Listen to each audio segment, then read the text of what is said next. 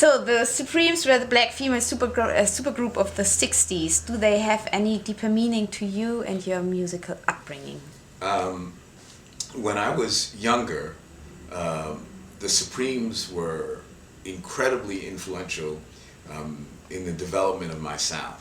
Um, the whole Motown era, but maybe more, I won't say more of the Supremes, but the way that they were able to sometimes use classical elements in their music, like with I Hear a Symphony, um, when they did songs like Reflections, before they even had synthesizers and we heard little squeaky sounds and noises. Now that I'm a grown-up, I now know that I know the technique, how they made the sound, but in those old days, we didn't know where those space age sounds were coming from. So they were very innovative when they made their records, but still were pop and accessible to everybody. So they had the feeling in the black community of being underground and cutting edge, but still very pop and accessible to everyone. So Supremes were pretty important to me. What do you like most of them? Um, well, I liked the Supreme sense of fashion and glamour, but I have to say that the songs were the most impressive. Um, uh, you know, my favorite, my personal favorite is Reflections, just because it was so incredibly innovative when I heard it. Um, but I like all the typical stuff. Where did our love go? Baby love, stop in the name. I mean, who doesn't? I've never met a person that didn't like stop in the name of love. I mean, who wouldn't like that stuff? It's not my personal favorite, like I said. When it started to get more psychedelic and more, you know, sort of like hippie-ish, that's when I dug it even more. And what do you think?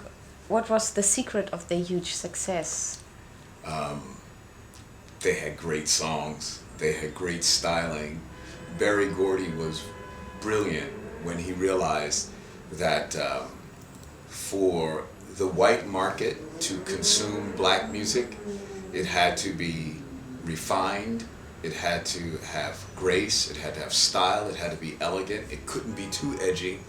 But it was interesting that when it came time to become edgier with Marvin Gaye and Stevie Wonder,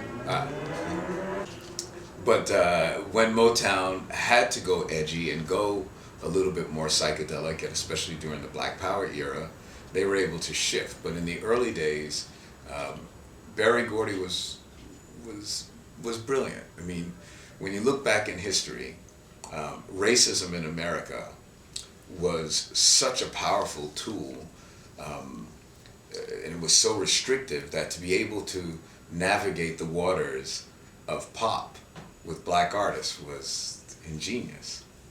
Diana Ross, of the decade, Diana Ross hardly ever stood up openly for the cause of the civil rights movements. How did she contribute to this cause? When it comes to black performers in America, especially in the early days, they didn't have to be vocal with their activism. Just to be seen and doing their work and penetrating the glass ceiling, if you will, they were able to become symbols of advancement. And that's sometimes good enough. Sometimes you don't have to be openly political. You just have to be successful, you have to be a voice, and people start to identify. It's a very powerful statement for a young person coming up, and they don't know how to get out of their situation. And that's why they get so inspired by sports people. That's why they get so inspired by performers and entertainers, because that's the one area in America that they would allow us to participate in. If you somehow saw business people, that seems so completely foreign. As a matter of fact, Berry Gordy, the genius behind Motown, was never out there collecting accolades. It was always the artist, because a kid couldn't identify. Whereas nowadays, you see the record company guys, you see, you know, P. Diddy and all those guys, and they're out front. But in the old days, that wouldn't have made sense to people. So Diana Ross didn't have to come out and vocally support the movement, if you will. just by her actions, just by her being the number one selling artist, by her being able to visit kings and queens, as well as being a behind the scenes participant. I know Diana Ross very, very well. And I would have to say, out of all the people that I know, she's one of my best friends. And I've had lawsuits with her, we've fought, we've gone to court, but I can call up Diana Ross and she'll get on the phone like that. Hey, now, how you doing? What do you need? You know, some people are on the front lines and they have to be the fighters. Some people are behind the scenes, they give you money, their heart is with you, but they can't be very powerful and effective if their voices are silenced. Diana Ross is more powerful being out there, and you know, I have to say, being a star. She's really good at being a star. And we need stars. And where did you meet her first? I met Diana Ross while I was standing on stage performing in Los Angeles at Santa Monica. I was playing right a few blocks away from the beach, and we were performing, and I looked back, and I did a double take, and I could see Diana Ross with the big hair and everything standing there. And you know, my band is called Chic, and we don't look chic at this point because we've been performing and sweating and the whole bit. We look back and Diana Ross looks like she just jumped off the cover of Vogue. You know, she's looking perfect. And I nudged Bernard and I said, "Is that Diana Ross?" Because as famous as our music is, I mean, you know, Chic's music is some of the best-selling music in America.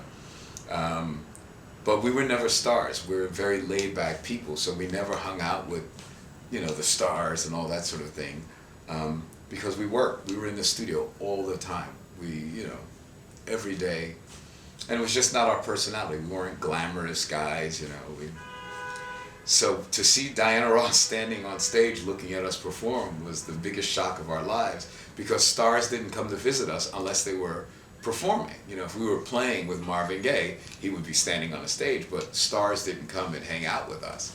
So we met Diana Ross before we ever worked with she was the very first star we ever worked with. People don't realize that, you know, they think because I've had David Bowie and Duran Duran and blah, blah, blah, and Madonna and all that stuff. Diana Ross was first. Up until Diana Ross, the only people I had ever produced was Chic, Sister Sledge, and Norma Jean Wright, all people who worked for me. So everybody was a sort of Chic organization project. The only person who was a real bona fide star, or the first person, was Diana Ross. And we did that record with her. We wrote I'm Coming Out and all of that stuff in the summer of 1979. That was my next question. Can you describe your working relationship between you and Diana Ross? That was the most difficult record I've ever made in my life. I've made hundreds of records, and that was the hardest project, because what happened is during the summer of '79, we had in America this freakish movement called Disco Sucks, and it was just something that just sort of happened. It was an innocent thing where a DJ was the number one guy, I guess, in his market, or whatever. Maybe he wasn't number one, but he was on a popular formatted radio station, and they switched overnight from the rock format to the disco format. And I guess they probably figured that he was too much associated with the rock format, so they fired him.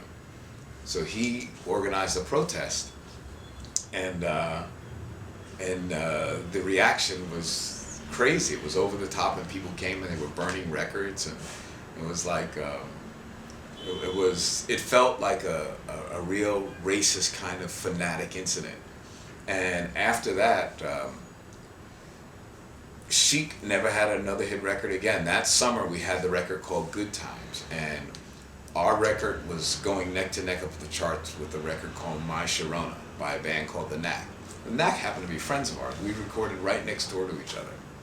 We had no problem with The Knack, but everybody in the rock and roll press made The Knack the saviors of the white man's rock and roll, and Chic the defilers of rock and roll with their disco sound. It was unbelievable. And we couldn't understand how this was happening, and we couldn't do anything about it. we met Diana Ross that exact same time when our record was going up the charts. As I said, we were performing in the summer, so Good Times was going up the charts. We made a deal with her, and we wrote and recorded her record during that turmoil.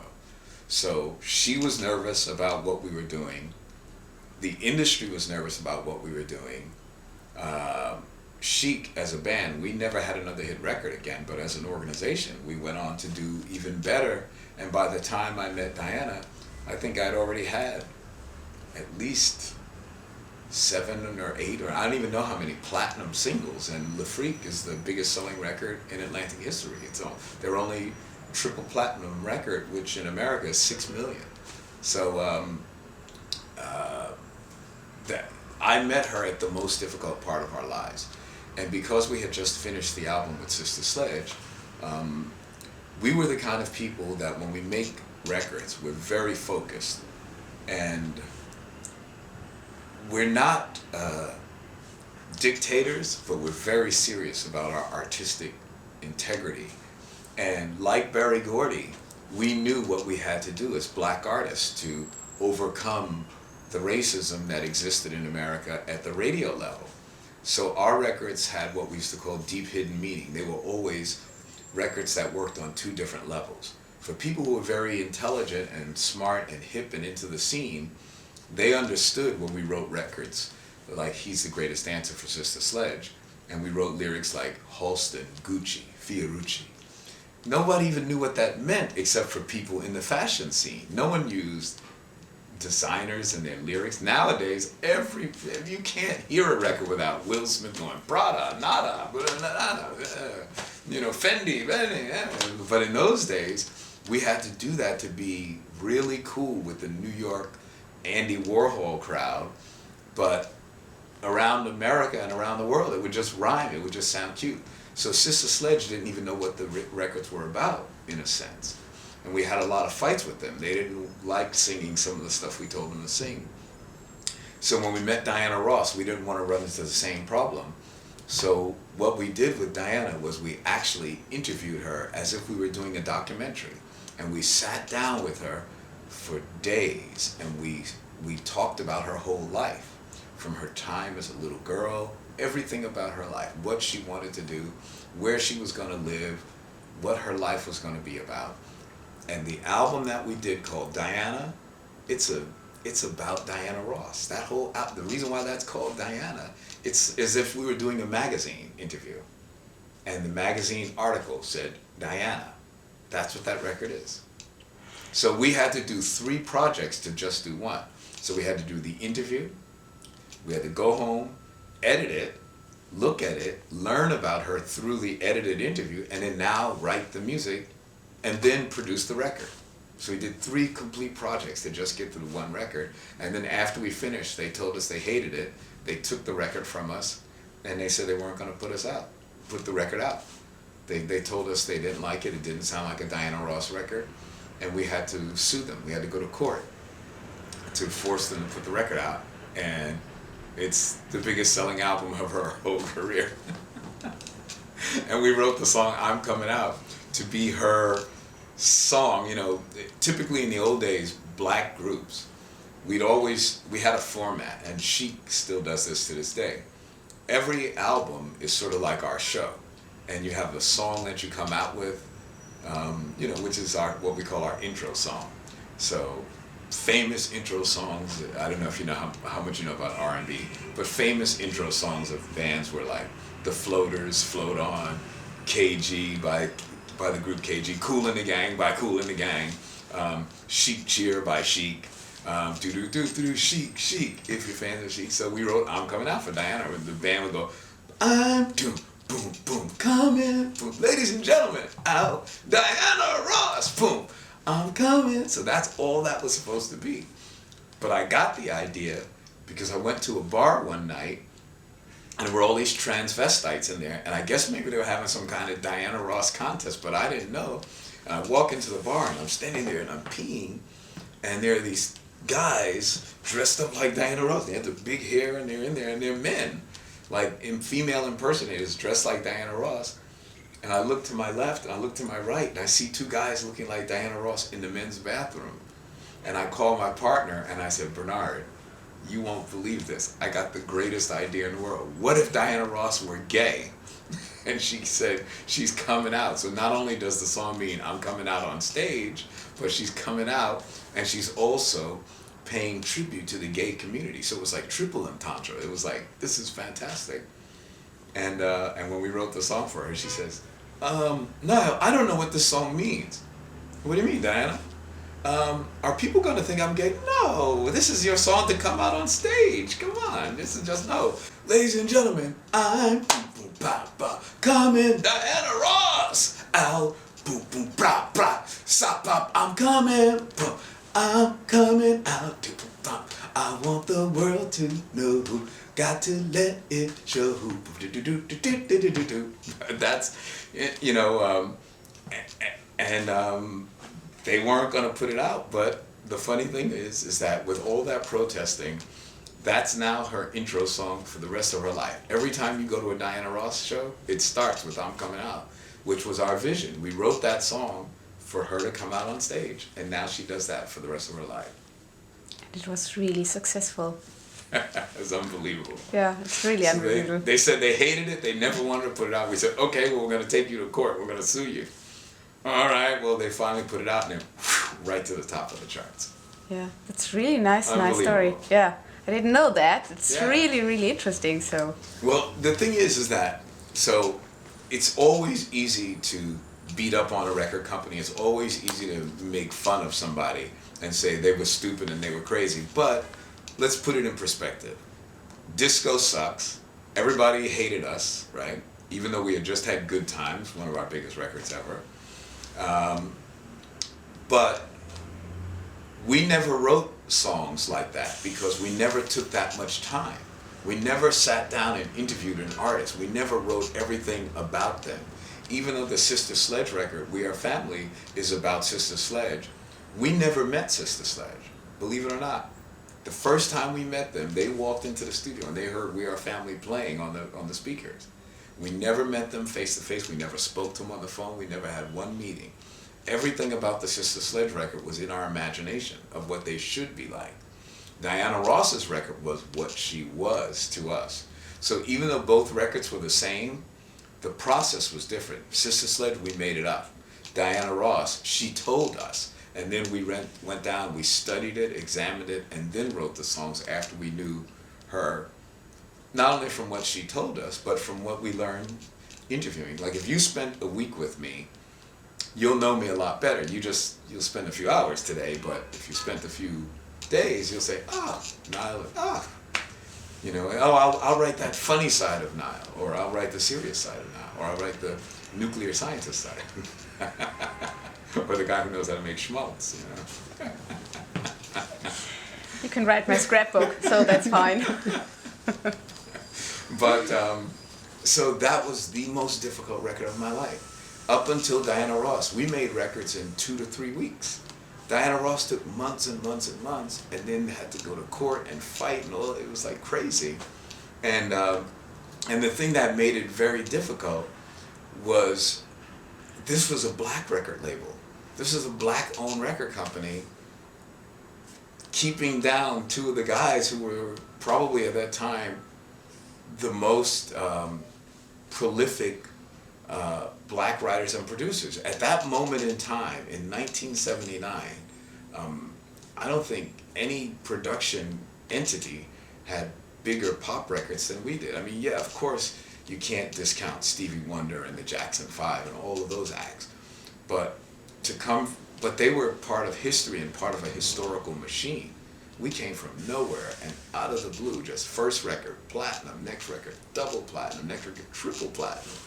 And then on the same record, we'd have a double platinum single and a triple platinum single. Not even Michael Jackson did that. I mean, you know, that was huge. And for a black record company to have our services, and we said, well, now we're going to create something completely new. Because I've never written a song that sounds anything like I'm Coming Out or Upside Down, ever, or Friend to Friend, or My Old Piano. There's nothing on her record that sounds like any other Chic record. That's it. It's a unique, one-of-a-kind project, and I've never done songs like that ever. And the only reason why I could do that is because that was Diana Ross. She had the royalty, she had the pedigree to allow me to write, you know, polysyllabic words like, instinctively I say to thee, respectfully, and it's like, come on, you know, I'd never put that in a Chic song or a Sister Sledge. Can you imagine that, you know? Do, chic, respectfully I say to thee, like, come on. But Diana Ross, you know, she's a queen. She's like the diva, and we could write respectfully and instinctively, and I say to thee, and the you know, respectfully the queen. But why she get this fabulous solo career? So first, what makes her special, makes her the favorite supreme? Well, I think Berry Gordy identified it. She had the grace, she had the style, she had the sophistication. Even though Diana Ross is a poor girl from the projects, and she's a very poor girl, Diana has a certain grace and elegance to her that Berry could see that was different than the other girls. I mean, I wasn't there. I'm not that old, but you know, I could see, you know, in America, a lot of what happens, especially with black people and black artists, is based on the look. So Diana Ross had that look. Now all he had to do was give her the rest of the tools to go along with it. It was like the famous story of Pygmalion, you know, how you can mold, you can mold that clay into the actual thing. And Berry was able to mold Diana Ross into that elegant diva that the world would accept. And that's why, when you think about it, Diana Ross was very revolutionary, because you had to be able to get in the door. You had to be able to have a voice. And once it was all about acceptance. Once you could accept her and her message, then you could finally accept who she was.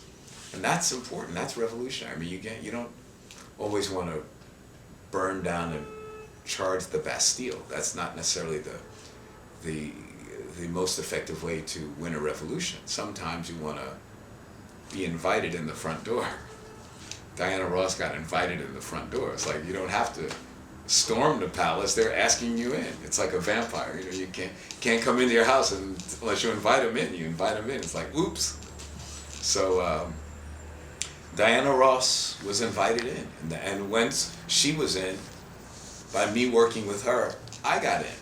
You know, it's like you bring, you know, like when immigrants move to a new country and they set up one little store, and then they call up and say, okay, I got the store, come on over. Diana being that type of superstar, an international pop superstar, me just coming up as a young kid, being charged to write her next record and, you know, I don't know if you call save her career, but give a new boost to her career, was an important job for me. So maybe the record should have been that difficult. You know, maybe it shouldn't have been as easy as the other records. Maybe it had to be hard. It's the first time I thought of that today. Maybe it was supposed to be difficult. Maybe I had to fight because it was so different. Maybe I had to prove to them that I was willing to go to court and lose everything because it was so new. Nobody could hear it except for me and Bernard and Suzanne de Pest, the woman who put it all together. She was the one who brought us to Diana Ross. And it was just sort of like the three of us against everybody else.